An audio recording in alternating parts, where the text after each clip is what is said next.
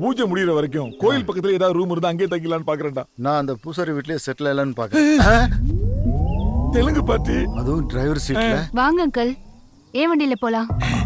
எங்க காரை நாங்க ஓட்டலைன்னா வேற யாருமா ஓட்டுறது? நீ ஏம்மா வண்டி எடுக்கிற? என் கால் தான் நல்லா ஆயிடுச்சுல, அதான் நானே டிரைவ் பண்ணலான்னு முடிவு பண்ணேன். என் டிரைவிங்ல நம்பிக்கை இருக்கிறவங்க என் கூட வாங்க. என் பொண்ணு வண்டியில நான் போறேன். சரி, எங்க வண்டியை ஃபாலோ பண்ணு.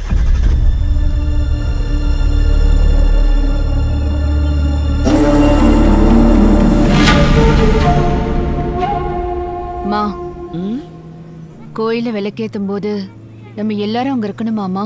கண்டிப்பா இருக்கணும்.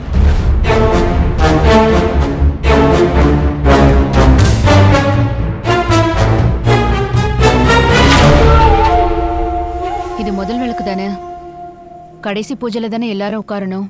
அதனால நம்ம ஜாலியா அந்த பக்கம் போய் ஒரு ரவுண்ட் சுத்திட்டு வரலாம். பக்கத்துல பெரிய வாட்டர் ஃபால்ஸ் எல்லாம் இருக்காம். வீட்லயே இருந்து போர் அடிச்சு போச்சு. ஆமாமா பாட்டி, நம்ம அங்க போலாம் ப்ளீஸ் பாட்டி.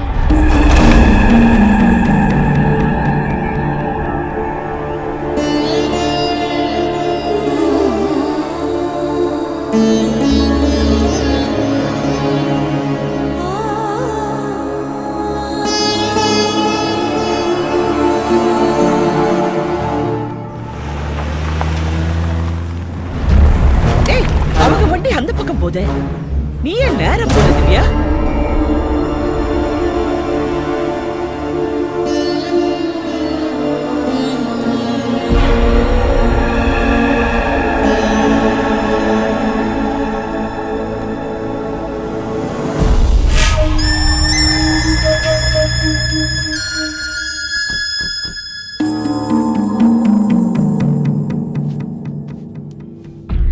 வண்டியை திருப்ப போறியா இல்லையா?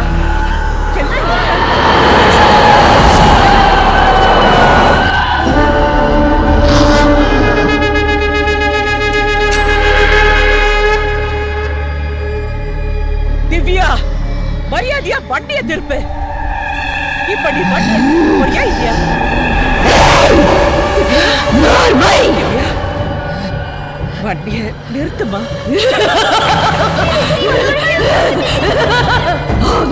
గుడిలో పూజ జరగదు, జరగకూడదు, జరగనివ్వరు. உங்க கையால நீங்க இந்த விளக்கை ஏத்திட்டீங்கன்னா அப்புறம் இதுல தினம் எண்ணெயை ஊத்தி துர்காஷ்டமி வரைக்கும் அணையாம நான் பாத்துக்குவேன். మీలో ఒకరి ప్రాణం తీసేస్తే ఆ పూజ ఆగిపోతుంది. ఆ పిచ్చి కుక్కకి బలం దొరకదు, దొరకకూడదు. వాడి ఆత్మ అల్లాడాలి, శాంతి లేకుండా అల్లాడాలి.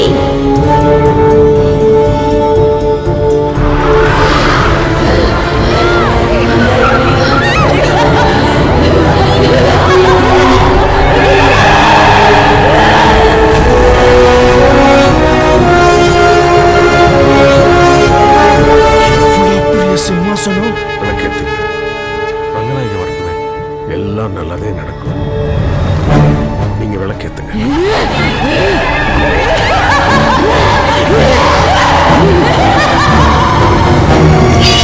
ராஜாதிராஜ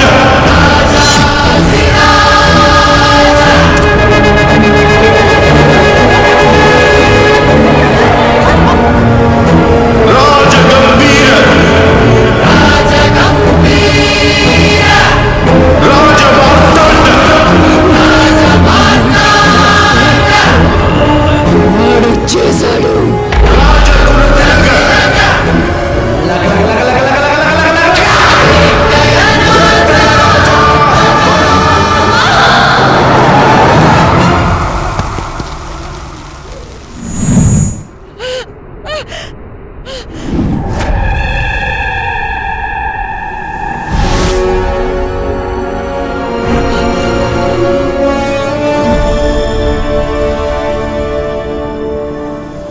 நடந்ததெல்லாம் பார்க்கும்போது அவ உங்களுக்கு ஏதோ ஒரு பெரிய ஆபத்தை ஏற்படுத்த முயற்சி பண்ணியிருக்கா.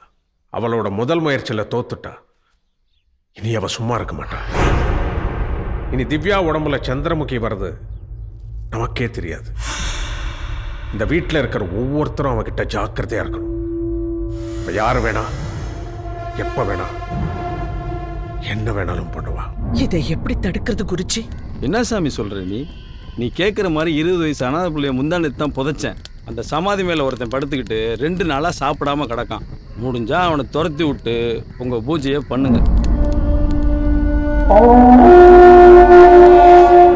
ஒரு கன்னியோட ஆத்மாவை வசப்படுத்தி இன்னொரு கன்னியோட ஆத்மாவை அடக்கலாம் நினைக்கிறியா? உன் பூஜைக்கெல்லாம் கட்டுப்பட மாட்டா அந்த சந்திரமுகி. அது சாதாரண பகை இல்ல, 200 வருஷத்து பகை. அந்த பொண்ணு உடம்புல வந்திருக்கிற சந்திரமுகி அவன் ஆத்மாவை அழிக்காம போக மாட்டான். கோவில்ல விளக்கு ஏத்துனதுனாலதான் வண்டி நின்னுடுச்சுன்னு நீ நினைக்கிற. ஆனா அது நின்னதுக்கு காரணம் அவன் வந்துட்டான். அவன் யாரு? வேட்டையன். வேட்டையனா? நீங்க எல்லாரும் நினைக்கிற மாதிரி அவன் வேட்டையான் இல்ல, செங்கோட்டையன். நான் தான் அவனோட மகாகுரு ருத்ரையா. வேட்டையனுக்கு பக்க பலமா அவனோட தளபதியா இருந்தவன் தான் செங்கோட்டையன். வேட்டையனும் செங்கோட்டையனும் தன் படைகளோடு விஜயநகர அரண்மனை நோக்கி போனாங்க.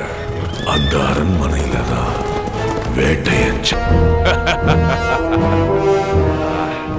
இனி விஜயநகரத்தில் வேட்டைய புறக்கொடி பறக்கட்டும். கொண்டு வாருங்கள் கொடியை.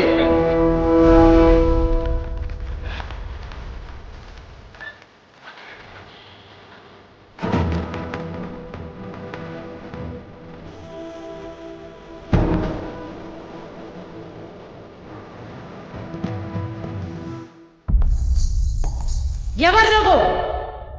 ఇక్కడికి ఎందుకు వచ్చావు? ఇది మహారాణి అంతఃపురం. ఇక్కడ పరాయి పురుషులకు ప్రవేశం లేదు. ఎవరక్కడ? వాణ్ణి బంధించండి. இந்த கோட்டையே நீ வேட்டையனுக்கு தான் சொந்தம். వేటేనా? இனி இது அந்த புறம் அல்ல, எங்கள் புறம்.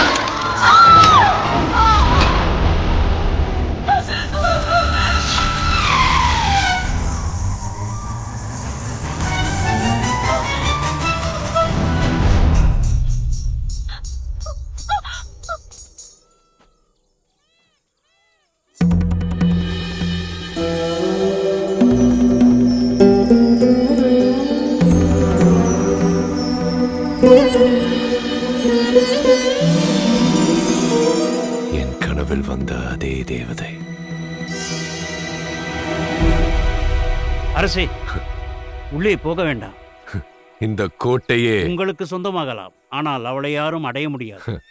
ஏன்? அவளை யார் அடைய நினைத்தாலும் அவர்களுக்கு மரணமே முடிவாகும். இது போன்ற சித்தாந்தங்களின் மேல் எனக்கு நம்பிக்கை இல்லை. அரசே, தயவு செய்து சொல்வதை கேளுங்கள். உள்ளே செல்ல வேண்டாம். சந்திரமுகி நாட்டியத்திற்காக பிறந்த நாட்டிய தேவதை. சந்திரமுகி. அரசே, சொல்வதை கேளுங்கள். ஆபத்தை தேடி போகாதீர்கள்.